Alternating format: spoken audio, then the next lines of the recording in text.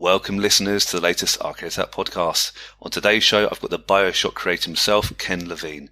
In this interview Ken discusses how he came up with the idea of Rapture, his inspirations for the game, and how he reflects on the BioShock universe today. So guys, sit back and enjoy a really great interview with a true retro gaming legend. Welcome to Arcade Attack.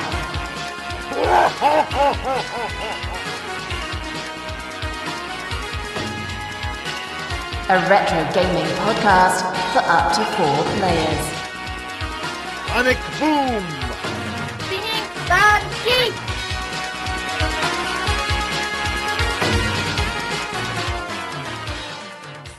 Welcome back listeners to the Arcade Attack podcast. I've got an amazing guest on today's show, a real legend. If you listen to our previous episodes, you know we're a huge fan of BioShock, and that's probably giving the game away. Really is a true honor. Ken Levine, to have you on the show. Thank you for your time. Thanks for inviting me. I listened to some episodes and I really enjoyed it. You're a legend. Thank you. I'm going to start with quite an open question. I reckon it's quite a tough question, and then we can go a bit more specific about some of your games, if that's right, Ken. But sure. You're obviously known and highly respected for your storytelling in both video games and other media. Where do you personally find the inspiration, the influences that have helped you create such, vivid stories and those amazing settings? Can you sort of run through your kind of sort of framework in your brain, for example? Yeah, it comes from a lot of places. In terms of the games, I was highly influenced by playing. I've been a gamer since really before there were video games, and I was used to playing electromechanical games in the arcade.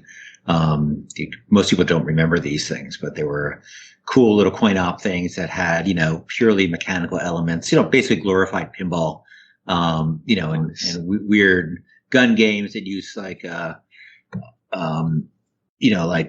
photosensitive things that you could, target. If you watch the movie Jaws, actually, there's a shark game in there, an arcade in a sequence, which is a game I used to enjoy. That was all done by just lighting up different stills, putting a light behind different still drawings of a shark. Mm-hmm. And so I got started really early. But the real game that influenced me to make the kind of games that I make now, I think, was probably Ultima Underworld, which is an old Looking Glass game, which came out about 91 probably.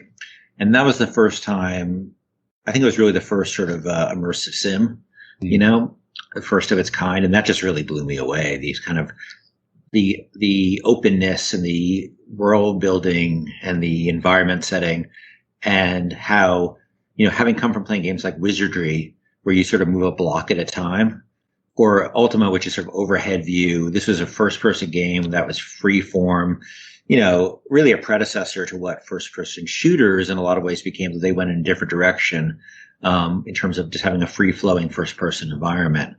That was hugely inspirational. Then, of course, the first System Shock, which I didn't work on, but I was very inspired by that. And so by the time I got to make System Shock 2, I was really ready to go. But then outside of games, I'm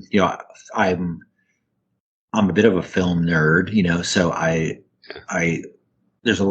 especially films like films of the 70s and films of the 90s. I think there's this cycle where people grow up with films they're inspired by, and they tend to, so there's this 20-year gap where you have this cyclical nature. So the 70s filmmakers came out of an era of sort of calcified filmmaking in the 60s, and those movies weren't selling anymore. So they handed a bunch of young bucks the reins to make ended up getting The Godfather and Apocalypse Now and Taxi Driver and all those great films of the 70s that were, quite, a lot of dark, a lot of anti-heroes and have a very cynical cast on the view of the world. But my big film was not sort of a strange film that was not super well remembered, but a film called Logan's Run was the first real dystopia story, utopia/dystopia story I ever saw. And that movie, I was just obsessed with that story when I was a kid. That was my first exposure. But then when in high school, then a few years later, I was exposed to George Orwell and Aldous Huxley and Brave New World in 1984 and Animal Farm. And I continued my sort of real fascination with, these sort of political, social ideas that those things brought into science fiction. And I was really I love the world building of those, stories. They really had, unlike some science fiction stories where there's like, oh, Martians invade, like Starship Troopers, which is another book I really liked. It was really about the world that these ideas created, and quite the dark worlds they created.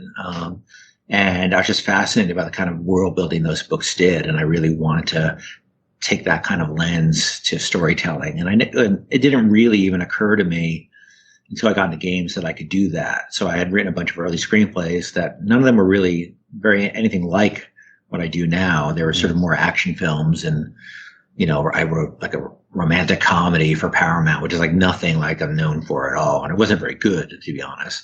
But those are the books that really inspired me.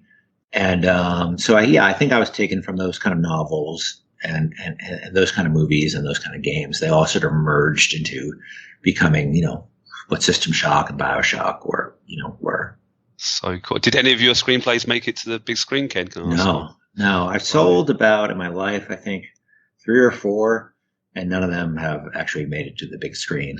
It was just strange because like the first 2 games I worked on that, well, we had a bunch of ideas. There's a documentary that Danny O'Dwyer did on Thief, and you can see sort of the amount of ideas that came up before it became Thief. But when we started Irrational, System Shock 2 was our first game, and it was unlike the film industry, which has this thing called development hell, where you could be, as a screenwriter, years and years and years go by, and you write screenplay after screenplay. Really, the first game I worked on from start to finish got out there, and that was great. And it's been a much more satisfying career for me too, because there's a much more direct line, and I've had a lot more agency in my career as a game maker than as a screenwriter. Good stuff. Really appreciate the answer, Ken. Thank you. Let's talk about Thief. Was that the first game you properly worked on, the first published title, or was there any games before? Or yeah. Yeah, I worked on a bunch of things at Looking Glass. There was a Star Trek game, a Star Trek Voyager game that I worked on that got canceled. But I didn't work on it for that long. And then we had a bunch of, the Thief was a bunch of different game ideas before it became Thief, but they all shared a common element, which was this notion of it would be cool to be walking around a world and hear an AI, talk in the world and say, is somebody there? And that's not something that really existed in games before. Maybe Metal Gear had the initial sort of impulses of AI awareness ramping up. We sort of took that notion and of having AIs that their whole awareness arcing up and down was this whole cycle you go through. And that was really good for stealth, right? Because you were getting a lot more feedback. That element really remained through all those game ideas. And, Danny O'Dwyer's, documentary on Thief covers a lot of this more in depth than I have time to go into now, but so people are interested, they should watch that. But yeah, there was a game called Better Red Than Undead. There was a game called Dark Camelot. There was a game called Our Dark Elves Must Die. We had all these ideas that were really cool, and it was cool about it. I had to build a different world setting for each of them. So I got real practice in building worlds, at least 5-7 page pitch documents with the world and the mechanics and all that. And the guy I was working with, my mentor figure at the time, was Doug Church at Looking Glass, and he just, we talk about him for a while, and then he'd end up saying, "Now this isn't going to work," and I'd have to learn very, very quickly to bounce back from rejection. And I think he was right in all those cases. Like I think we came up with the Thief was the best of those ideas. It was the most unified of all those ideas. And, but it was a very good lesson. I think it's an important lesson for young developers to learn, is that just because you wrote something or created something doesn't mean it's good, or good enough. Yeah. And I can go back and, and think about all those things that they were good and they had their strengths, but we actually came up with something better. And it really gave me the most important lesson in games, which I think a lot of developers struggle with, which is you got to throw out your work. As a writer, there's a saying, writing is rewriting. And it's a luxury in the games industry to be able to do that. And I've been fortunate enough to be able to have that luxury. And I think most of the reason that if the work is good that I do, it's because I've been able to say, no, this isn't working, and move on and throw it out. And that can come across as indecisiveness. And I can definitely see why people feel that way. But for me, it's why I don't know another way to get there. But it also requires you to be willing to pick up that pen again and start over. And I think it's critical. I view it as a luxury. Man, wow. And I was going to ask if Thief kind of helped you in your future career, and obviously you just answered that. So Ken, it obviously made a big influence in it. Yeah. I don't think it helped me in my career from a you worked on Thief, so you're going to get this. I think System Shock 2 was that did that for me. Yeah. But it helped me.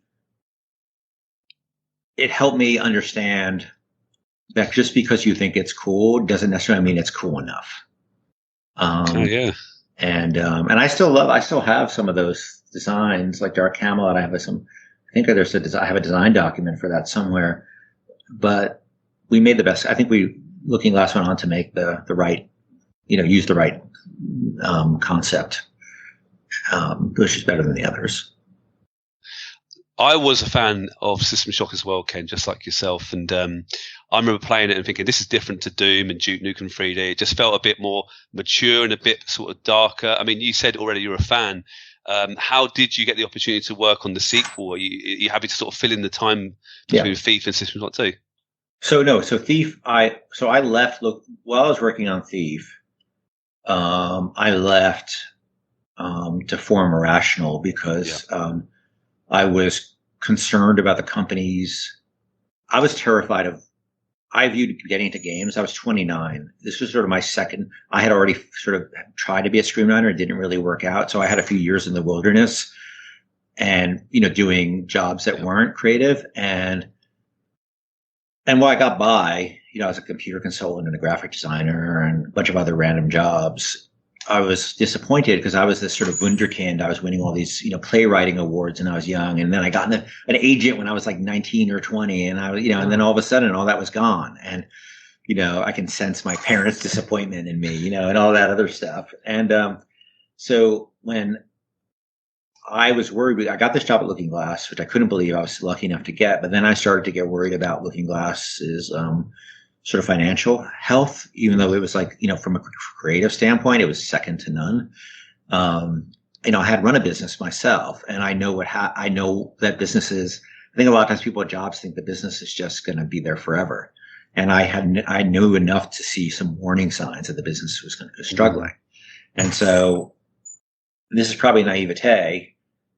I and a couple other people from Looking Glass started Irrational thinking we could keep the design aesthetic, but maybe have a stronger, maybe have a more stable, try to build a more stable business platform at the same time. And, that was pretty naive at the time because why would we, having marginal experience, why would we be able to do that? And I think we got a bunch of lucky and unlucky breaks along the way, but here we are, still, even Ghost Story is an evolution of Irrational, but, here I am still running the group, 20 some odd years, almost 25 years later. And, we were able to keep it going, but, we left and we started Irrational. Got our first gig, which got canceled after like 3 weeks. And then I was just like in this panic that I'd blown my second shot at creative career. Yeah. And fortunately we got called by Looking Glass, who they wanted to do a second game on their Thief engine because they want to amortize the cost of that. And they asked us if we had any ideas. So we pitched something that we called Shock at the time, which was basically like System Shock 2, but they didn't have the rights to it. EA had the rights to it.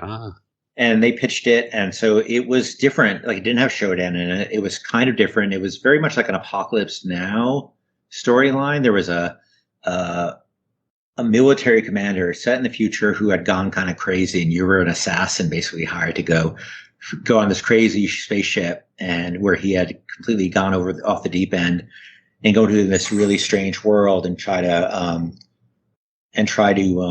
take him down. And then we pitched that. We built a very crude prototype of that in the Dark Engine, this was in 1997.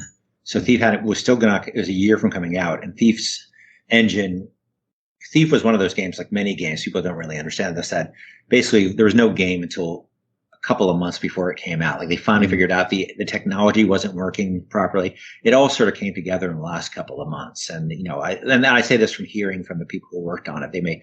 That's my understanding of what happens. I stopped working on it at that point. But it was, it was heady days. There wasn't the kind of, there's no Unreal Engine 5 and there was no digital distribution. Like the industry you're building an engine back then. You're building your own, everybody's building their own engine. Everybody's writing their own sound drivers. Everybody's writing their own memory management and all that stuff from back in the DOS days. And, everybody was sort of going by the skin of their teeth. And, so we built this very crude prototype in this very sort of semi-functional engine, but it was enough. It had a good atmosphere to it, and it was enough to get a deal. So Paul, who ran Looking Glass, was pitching it out to EA and Microsoft and like IDOS, I think, and EA bit on it. And fortunately, because they bit, we got the rights to make it a System Shock game. And once I knew I had Shodan, wow, I was not going to walk away from that, because Shodan to me was the best video game villain I'd ever seen by a long shot. And so I knew I was going to make the game, and I knew Shodan had to be the heart of it, that relationship with Shodan. And we were off to the races. The stars aligned, didn't they, yeah, to get System Shock 2? As I said, luck. Luck is, I think hard work and talent are fine. They're necessary, but you have to be there when the luck comes around, right? So that's what it is. You work really, really, really hard. And so you may, if you're lucky, be there when that lucky break happens. And then, we had to get the game, and then we had to make it, right? And then the game had to be good. And that was more of the talent of the team. And I think we all knew we had a very limited period of time, and we knew it had to be good, because if we blew it, we didn't think there'd be any other big chances coming. So we just did our best, and we were pretty shocked by the reception, frankly, because we were, it's another game too. It was very broken until very near the end, and it even the second half of the game, I think, struggled in terms of we ran out of time, and the second half of the game isn't as good as the first half because we had to focus our energy somewhere. It was critically, hugely acclaimed. It was really well respected, but it didn't sell. I don't want to put words in your mouth, but it didn't sell that well. Why do you think it wasn't really maybe as successful as it was critically acclaimed? It's hard to say. I think most games, it's really a question of why games sell rather than why games don't sell, because most great things fail to find an audience, or most things fail to find an audience. System Shock it helped our careers greatly, because a lot of the people who mattered played it, like people at development, at executives at publishers, and journalists loved it. The game press loved it, and certain fans loved it. And people who found it, loved it, tend to love it a lot. Like it wasn't like, oh, I like this, it's okay. It's like, wow, I really, really like this. It was a small group of people who was very important to. And I think we're probably better off than selling twice as much, but nobody really attaches to it. It's sort of like Avatar, right? Avatar is a movie that sold really well, but it doesn't really have a cultural impact, versus say, The Terminator, right? Which, Cameron also made, which had, or Titanic even, which had, a big cultural impact. So it had a big cultural impact on a very small group of people. But why didn't it sell? I think it's really the other question is, why does anything sell? At the time, maybe it was like, I remember showing it to my parents, and back then, as a gamer, did you play it? You're much younger, so you were probably pretty young, or how old were you when that came out? Yeah, I was a teenager then, so I haven't really played the second one much. I played the first System Shock, truthfully, Ken. I'm not going to lie to you, but right, that's fine. Yeah. But if you look at it as a gamer, you can sort of see what's happening, but the graphics are so crude that if you're not a gamer, you're trying to suss out a story from it. Yeah. It's hard to tell. So it didn't have that high intensity action gameplay. It was very story oriented, but for people interested in story, I think it took really till BioShock came around, where the graphics were sophisticated enough where somebody who's not a hardcore gamer can look at it and be like, oh, I understand the world here. I understand what the visual is trying to get across to me. Because my parents saw BioShock and they can understand, oh, I see this city at the bottom of the ocean with Art Deco elements and it looks kind of like Rockefeller Center in New York. Because they were the ones who had taken me there, as a kid and inspired me, which with the look of the game comes from this particular set of 4 blocks in New York. But I think, it was hard to read to most people. So heavy story games at that point were a bit of a sell, where a game like Quake, multiplayer game, the iconic, visually simplistic, iconic nature of it makes much more sense in a multiplayer oriented game like that. Were you a fan of those kind of Dooms and Duke 3Ds, or were you more, was it really not your cup of tea, those kind of all action FPS games? Or well, I like the single player. I'm not really a multiplayer gamer because I don't have very good, I'm not actually, my secret shame is I play games all the time. I'm not good at them. Like people are like, oh, I finished that game in like 12 hours. I'm like, oh, it took me like 35 hours to finish it. And so I play games all the time. I play games every day. And like, I always have Slay. Right now, I always have a game in the background. So he's running like Slay the Spire is always running in the background for me, or Inscription recently. And I talk to people who finish it and like, Inscription, I'm like, get to the end in like 8 hours. And I'm like, I've been playing for like 25 hours and I haven't gotten to the end. So I don't like playing multiplayer games just because I'm not very good at them. But I also like immersion in games. So I'd rather, for my personal taste, I'd rather play something that's either more story-oriented or more vibe-oriented, or just more systemically oriented, where I can really be doing those min-maxing decisions. So no, I don't play a lot of multiplayer games. So I love the single-player Doom, and I love the single-player Duke Nukem, especially the world building in Duke Nukem. That was ahead of its time. Yeah, I used to do that as a kid. Make the levels, it's so cool. System Shock 3, I'd love to know if you started to work on that game, and did that evolve into BioShock, or is that the kind of transition? No, it didn't evolve. I had ideas for System Shock 3, which I started working on after System Shock 2 shipped, which involved Shodan having a child of sorts. And I can't remember the details, but it was something about, did that child become like Shodan, or does it become something more benevolent than Shodan? I think. And I think my reference point for that is I tend to have a reference point for games I work on. Like, BioShock is sort of a Robinson Crusoe story, right? It's a castaway at sea. You end up on a strange desert island. This was, I think, sort of like a Moses story. Like, you're the son of the Pharaoh, and, or Shodan. And, so and you become more like, your brother, like, in the Moses story, the son of the, you had a brother, Moses had a brother who, was the real son of the Pharaoh Moses adopted. Or do you become, do you break away? And it was sort of based on that, but I wish I could remember more of the details, but I can't. And it just never went anywhere. And now BioShock was a completely different beast. Oh, fair enough. No, thank you. Ken, you kind of mentioned it earlier. You said that you went with your parents. But how exactly did you first sort of envisage BioShock? Was it like a eureka moment, or was it things that sort of put? I'd love to get your early ideas how this sort of game and setting came to life. The big two eureka moments were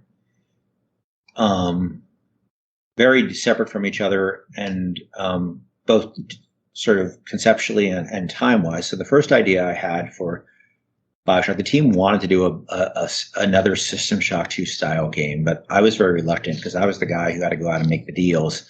And I knew the appetite for it because the first game didn't sell very well, wasn't very good. So I was oriented towards keeping the company alive, which was at that time very difficult to do. You had to make deals with publishers, and there had to be enough money in those deals. And if you were late or something, you can end up in really hot water, and the company was always on the brink of always on the brink of extinction. And it was my job to make that not go into extinct. So I pushed against it, and the team, to their credit, kept pushing for it, because I think a lot of people came to the company because they loved System Shock 2 and they wanted to make something like that. So I didn't really have an idea for it. So one night I was watching a nature show, and it was, I can't remember what the animals were, but it was some mother animal and a baby animal, and there was a predator out there, and the mother was fighting off the predator. And I remember watching it and being like, oh, there's you can watch this. Well, obviously there's no words, right? Because there were three animals. I can't remember which animals they were, but you knew exactly what's happening, right? You understood that relationship. There's a predator, there's a protector, and there's a child. And I said, these would make really interesting AI types because there's a story being told here that is immediately gettable with, and no words are necessary. And I really like visual storytelling, coming from a screenwriting background. And I sort of went in, I had that idea, and we started kicking those ideas around. And eventually that's the thing over a long period of time became the Big Daddy and Little Sister, and the Splicers. But from what the world was, we had an idea for a city at the bottom of the ocean, just because, like a spaceship, you can't get out of it. You can't leave it. So we like these sort of worlds that can evolve in a petri dish. And so we had this idea about a bottom of the ocean, and it went through a bunch of concepts. But then I was in New York with my wife at Rockefeller Center. We were really trying to find a striking visual. And Rockefeller Center, for those of you who haven't been there, is sort of a 4 square block area, like this plaza in New York. That's all designed by either by a single architect or exactly in the same architectural style, which is Art Deco. It's where you have the big skating rink and the Christmas trees lit there. But if you go there, it's this extraordinary mini world, because New York, like London, is a combination of artistic styles, right? Or most cities are a combination. It's a bit of a hodgepodge over time. Just different buildings come up and whatever the time period it is. But Rockefeller Center is a unified world. And it's very rare. And it's on a scale that you very rarely see in a city. And so I got really excited. And I thought, well, not only was it cool, look beautiful, but the shapes are rather simple. Art Deco is made up of rather simple geometric shapes. And so from the rendering standpoint, I knew we could do it. Because games are, especially then, even so now, they're still a fairly low resolution medium compared to real life. In movies, because the kind of close-ups you can do and the kind of detail you can focus on in a movie you can't really get to in a game, unless you use very specific techniques, like in first-person games, your character picking up something and putting it right in front of your eyes. So in first-person games, you're always at a fair distance from things usually, because you unless you really put it up at the camera.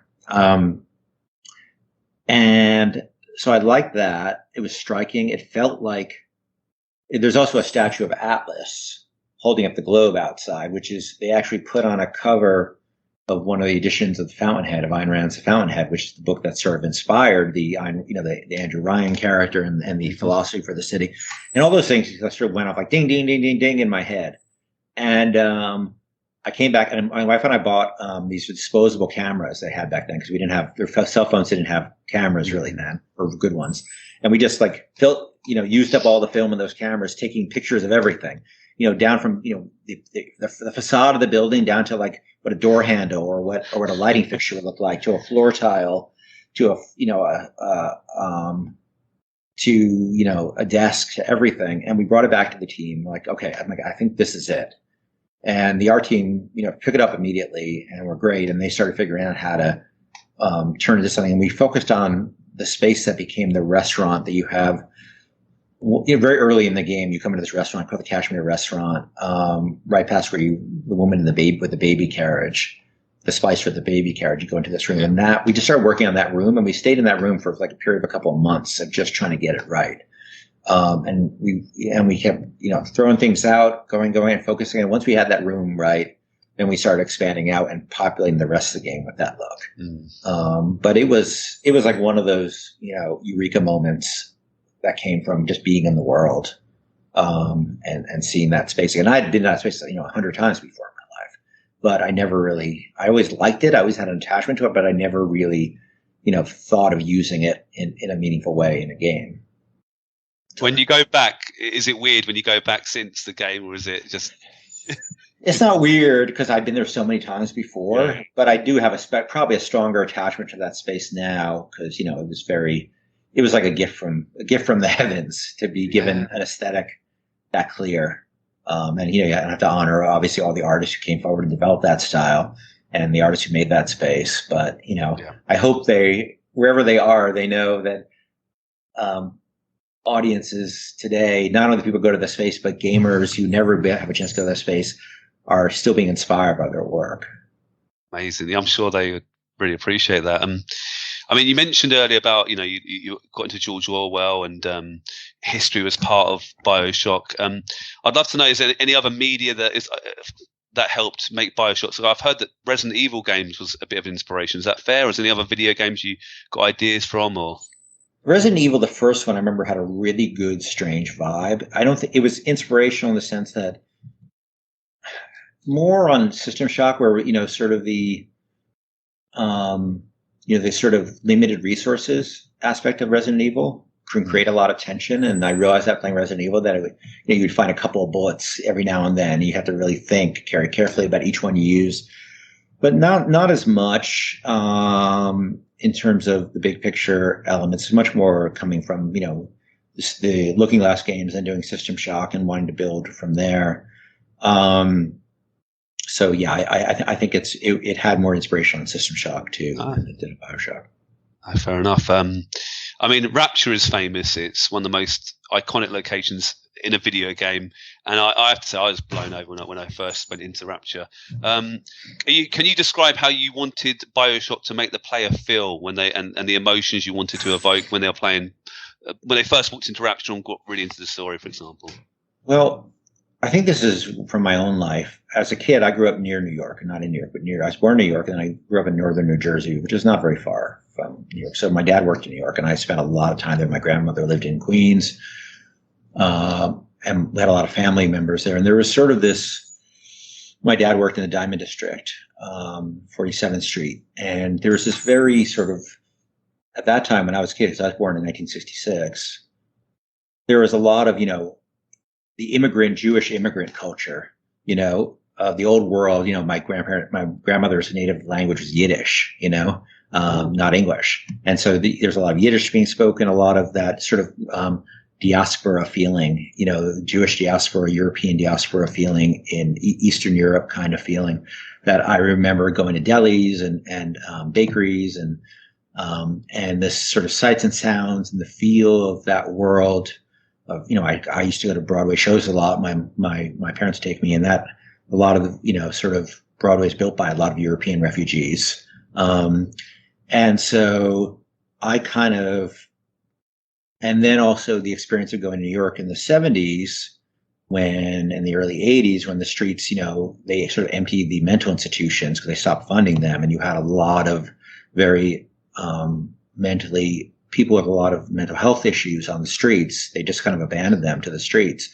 And remember as a child, this sort of non-understanding, so when you're a kid, you just see those, people who are experiencing these traumas. You just see it as scary when you're a kid, right? Because you don't understand. And so there's the splicers sort of me channeling my childhood fears and reactions to people. But then as an adult, I want to give the splicers that very human background, because they're tragic stories, right? They're not monsters. There are these tragic stories in them. And so when you find their audio logs and when you hear them talking about, they're talking to people who aren't there, as an adult, as I got older, I realized that was tragedy, not horror.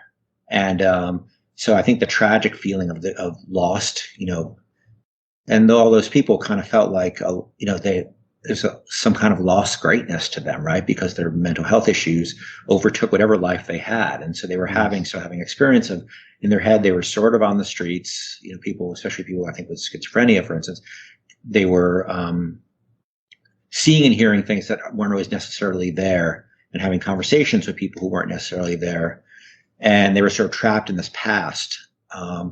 And I try to, so that all these things, my childhood experiences in New York, all sort of merged and became this experience of Rapture. And so it is kind of a child's view of New York in the 70s and the early 80s. But obviously we transported it back in time a little bit because the people I knew, but the people in, the city were about the same age as the people who were, Andrew Ryan was born about the same time my grandfather was, right, turn of the century. And he was 60-ish in the time period of the game. The characters were sort of in that age range. So I was really writing about my grandparents' generation. and who had fled Europe for various reasons, either whether it's the Russian Revolution or the Holocaust, or just in search of greater opportunities. And so it was sort of a love letter to them, and a reconstruction of my feelings as a kid of experiencing New York and all those people, and not quite understanding their experiences, but that sense of wonder and fear and all those other elements that combine when you're a kid exposed to all that stuff. Wow, that's incredible. Thank you for sharing that. I've actually asked you this question before. You very kindly answered a couple of questions on a sort of live Twitter, but I just know our listeners would love to hear this. But if you had the opportunity to ever visit Rapture in real life, let's imagine it actually existed, would you take up that invitation?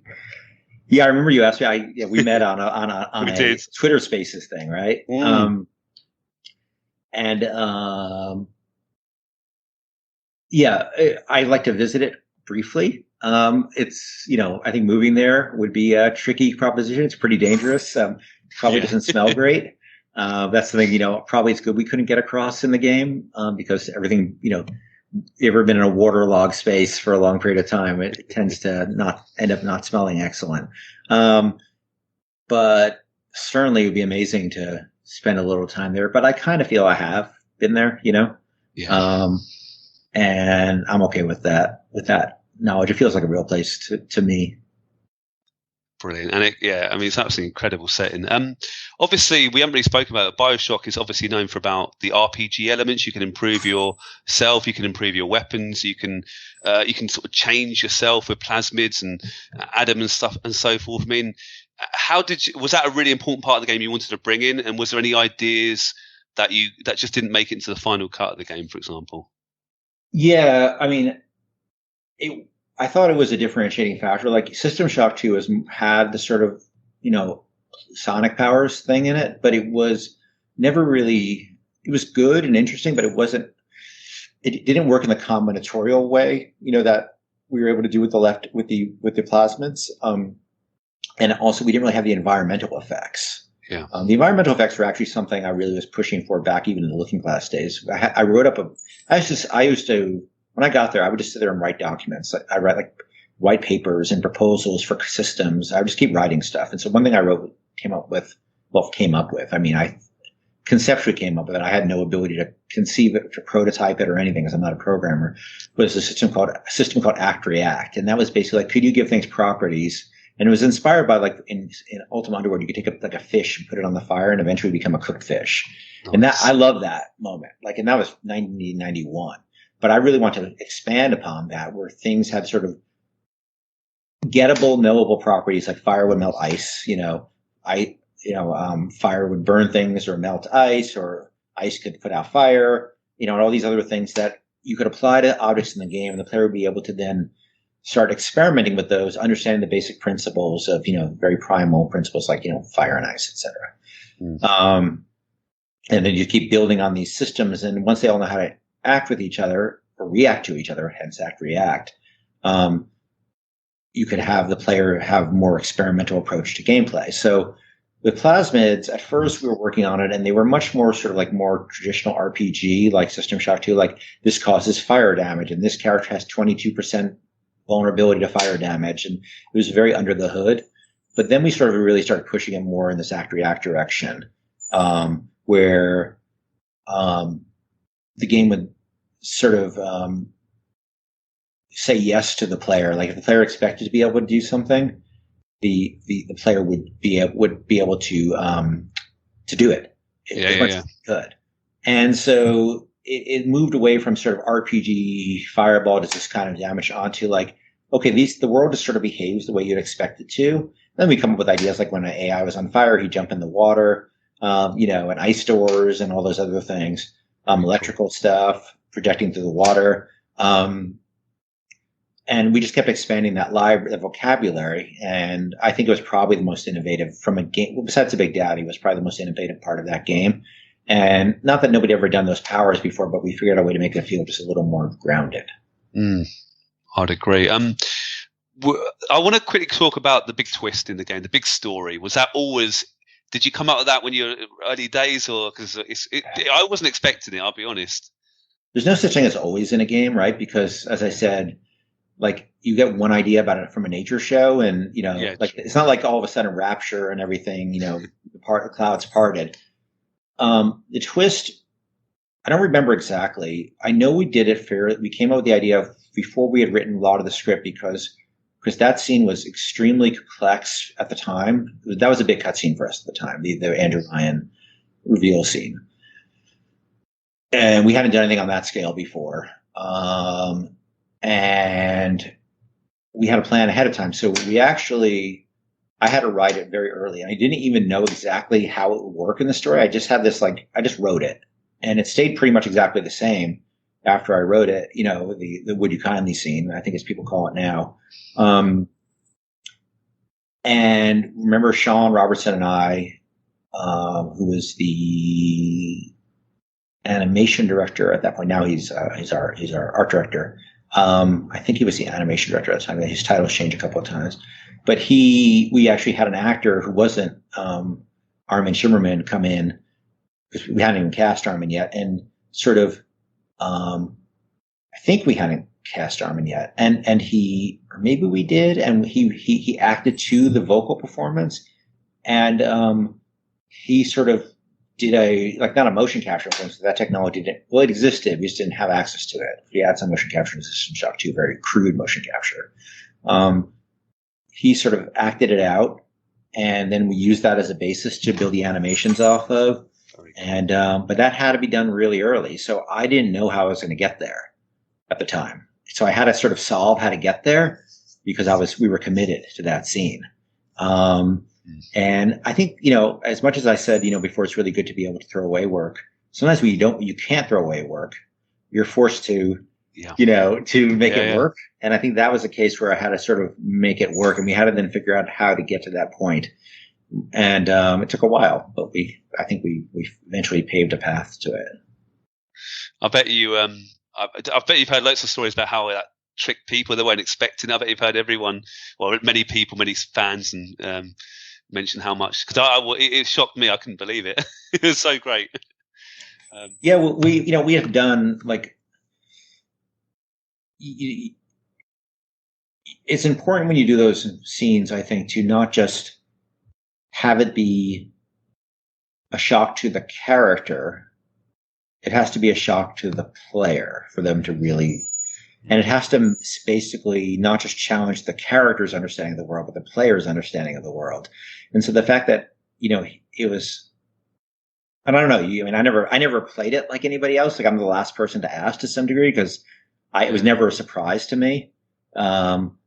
Except maybe the moment, when I thought of it, of the idea that's the only moment you get as a writer and sometimes those ideas just, either you work them out and I can't remember how it came about, but I had seen The Manchurian Candidate, and Fight Club were very inspirational movies for me. And the notion of really, when you watch Fight Club, and I'll speak of Fight Club, it's probably more of the audience is familiar with that, The Manchurian Candidate. Fight Club, great film.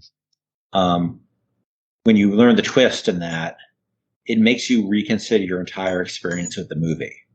And when you go back and watch it again, you realize that your understanding, the person you were when you watched it the first time is not the same person you were the second time you watch it. And that's an amazing trick to pull on an audience. And with BioShock, we really wanted to have the player have to reconsider their entire experience. And also, I think, for bonus points, you try to get to can they really examine their relationship to video games on top of that? And I think that we were kind of shocked. I think my two biggest shocks in my life were System Shock getting as well received as it was, because we had never, shipped anything before. And then BioShock, that twist working as well, and the people getting it, because it's pretty strange and esoteric. And the people understood it was also about video games, not just about the story of Rapture. I think we were lucky, but also I think we put our faith in gamers, and that they were more sophisticated than a lot of people might think they were. And so that they could go with this and understand that it existed not just in a story sense, but it's sort of in a meta commentary sense, and would reward them for their knowledge and understanding of games and the experience of having played a lot of games. Unbelievable. I mean, that's a great answer. I want to talk about BioShock Infinite, if you don't mind, Ken. But you didn't. Did you work much on BioShock 2? I don't want you to think too long about this, but is it true that not at all? Not at all. Yeah, I didn't even see it before it came out, so right. I didn't have any involvement with it. So I guess BioShock Infinite for you was the game after, in your personal opinion. Yeah. I mean, what was that like working on? Was that like a whole different setting? Was it completely different, sort of ambition for you? Or? I think my ambition at that time was to make something on a scale that I hadn't done before. Real kind of blockbuster storytelling thing, to make a game that could put out there with the big boys like Call of Duty and things like that. And I'm not sure that was the best idea from a development standpoint, because I'm not sure that was my skill set, right? So I think there are things in it that I really love. And it's very beautiful, and I love the world building. But there was a challenge, like for instance, just the notion that the world was still going and alive, and we didn't really have the budget or time to do like a real living world, like an Assassin's Creed style world, and also I think we ended up doing sort of a half measure to get to that. And we had a lot of characters, but they were sort of more like animatronics, in the world. And originally the game wasn't like that. Originally the game was much more like BioShock, where you're coming into a world that had gone through some catastrophe, and the end of the game is more like that. And I think we sort of bit off a lot, but I think the thing that did work really well is Elizabeth. And I was very happy with that, to create a companion character that you really invested in. Mm-hmm. And I think the themes, where the themes ended up about the lighthouses and the whole loop with BioShock, I was very happy with. Mm. But I think from a gameplay standpoint and from a world building standpoint, I think I set out maybe not necessarily with the greatest amount of wisdom, in terms of what my goals were at the time. But I was very happy with parts of it. Thank you. And I don't want to bring up bad memories, but you've said in previous interviews that you found BioShock Infinite that might impact your health a little bit in a negative way. How do you reflect back on that time? Would you have done things a lot differently, or do you think it's almost part of part of your career? Or I think that I'm glad I did it. I think that it was running a team of that size, or being responsible for a project of that size with that many people on it. Some people are cut out for that. Like Rod Ferguson came in, sort of late in the day to really help get the product across the finish line. And Rod's really, really, really good at that. I think he can manage a team of any size. There was a lot of challenges to managing a team that size. When you don't know everybody on the team, like that's really strange. I don't have that anymore. Like I have a much smaller team, and we do a lot more outsourcing. And I know everybody, and that's really, really, really helpful. And so there were things on the product going on that I just had no idea. And so I don't think I would. I think I reacted to it by saying maybe I shouldn't do that again, because I also, having a ship that big and having a fixed ship date was very, very, very, very, very, very challenging. And at some point, we just couldn't move that date anymore, and it wasn't good for anybody. It certainly wasn't good for me too. It wasn't good for anybody. But it took me a few years to recover from my experience. Yeah, but I'm doing much better now. Well, I don't mean to bring up bad memories. Apologies in that sense. Obviously, BioShock 4, which we think something called BioShock Isolation, is going to come out relatively soon. Have you got any opinions about that? The sort of pitches you've seen so far? Do you know any information in the direction? Are you happy the game's being made, for example? I know it's I'm same as BioShock 2. I'm not involved with it at all. So I try to. I don't want to do half measures. Like I never want to be half in, or half out. So I wish them the best, and they're, I know they're I know as much about the game as anybody else, essentially. And I'll play it as a player when it comes out. But right now I've not been involved with it at all, so I don't really know anything about it.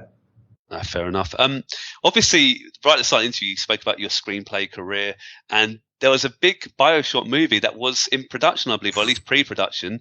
I'd love to know, because obviously it hasn't been made. I don't know if it will be made, but were you involved in that? Were you writing the screenplay for that film? And would you be happy to share a few more details about how far that movie went along?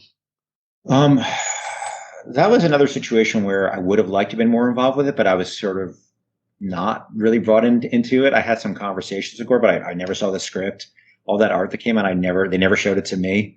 I think there's a reason why my studios might do that, is they don't want the feedback from the team, because sometimes the goals of the filmmakers are not the same of the people who built the franchise. Yeah. And I'm not saying that's a good thing, right? Like, I think that when there is strong interaction, the first few seasons of Game of Thrones were very close to the books, and they made very smart choices. And I think that you want something that really feels like it embraces and honors the thing, though it doesn't necessarily have to be a slavish, especially in a video game. You really can't do a slavish beat by beat, because a lot of times you just be running around shooting things.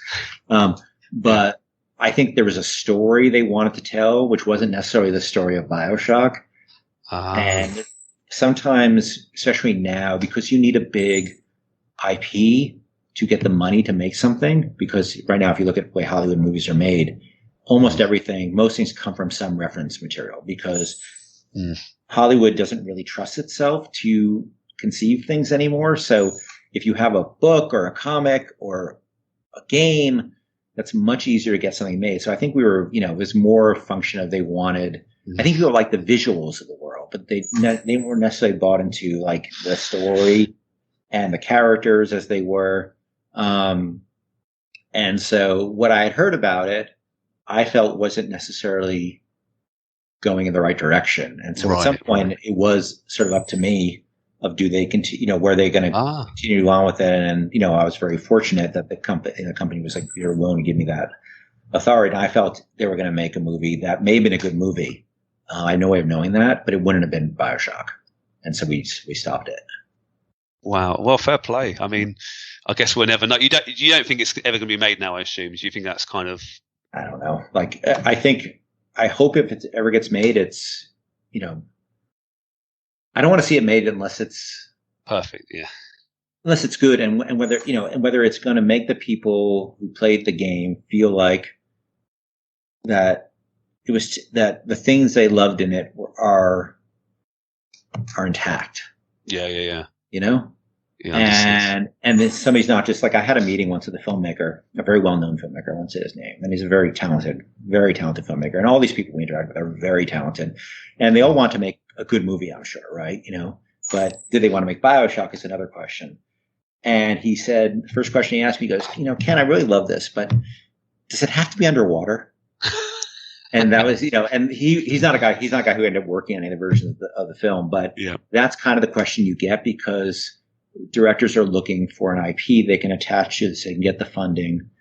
And they don't necessarily, and look at also the people who are now making big films, a lot of them are older and they don't play games, right? So it's usually my son likes this, or, I watch somebody playing it, but they don't have that experience. Like the Would You Kindly moment is a moment for gamers, right? Yeah, it's a moment that you can't experience unless you play it as a game. You can't watch that and experience that moment. You have to have them playing it. And so how do you convey that in a film? Well, that's a really tricky question, but to understand the feeling you're trying to convey, you have to have played that as a gamer. So I think it's a generational thing as well. I'm kind of old for a gamer, like I'm 55, and when I started, there wasn't a lot of gamers. It wasn't really until the 90s or early 2000s where gaming became such a broad thing. It was still pretty nichey. Even when I made System Shock 2, it was an extremely nichey field.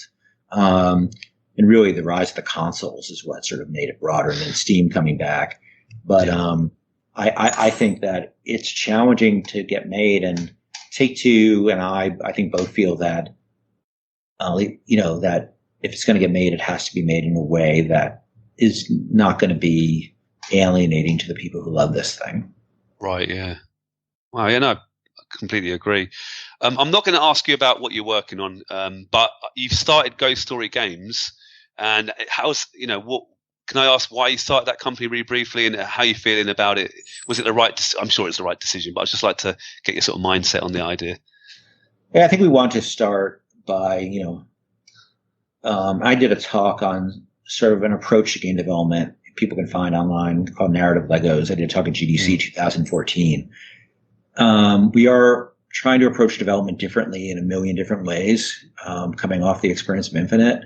And that goes from like studio culture to literally how the game is built and how it's structured.